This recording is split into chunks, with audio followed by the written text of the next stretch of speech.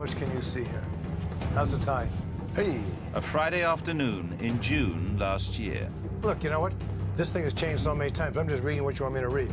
A titan of Wall Street prepares to address his staff in New York, London, and around the world. He wants to put an end to rumors that the firm is in trouble. Crisis? What crisis? Every one of you should feel confident and proud. Our firm is strong today, and we will emerge from this cycle even stronger. We've done it before, and we will do it again. 12 weeks later, the bank went bust. Lehman Brothers suffering a spectacular downfall. Its stock at one point this year sold for... Go to jail right now! This is the inside account of what caused a Wall Street giant to collapse. This is really stupendous. This has happened. I think in the history of business in the last 50 years, it was the most extraordinary weekend there's been. It was the biggest bankruptcy in history and the tipping point into global recession. Lehman's was a seminal moment in the sense that it illustrated these two big problems that if we didn't solve, things would get a huge amount worse. The panic that followed hurt us all as mortgages dried up, stock markets tumbled, and businesses went to the wall.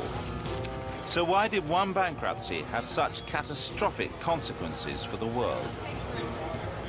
I don't think any of us easily anticipated that we would see the sort of financial panic that we saw after the failure of Lehman Brothers.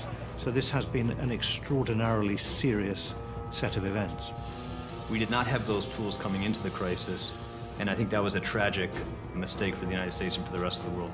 This is what really happened at the tipping point of the crash in 2008.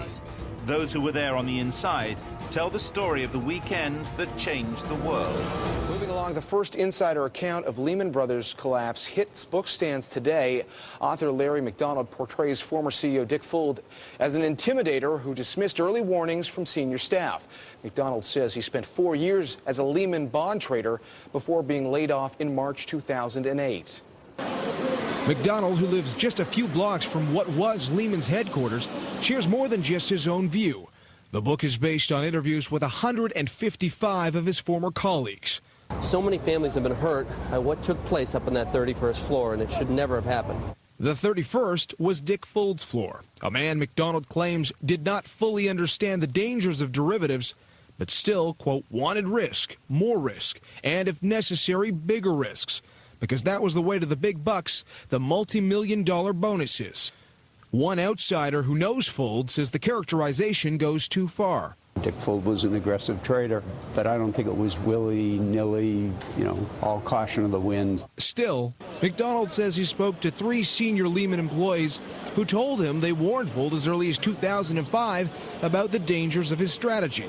He says Fuld didn't want to hear it and instead surrounded himself with people like former CFO Aaron Callan, who McDonald calls a, quote, mere pawn.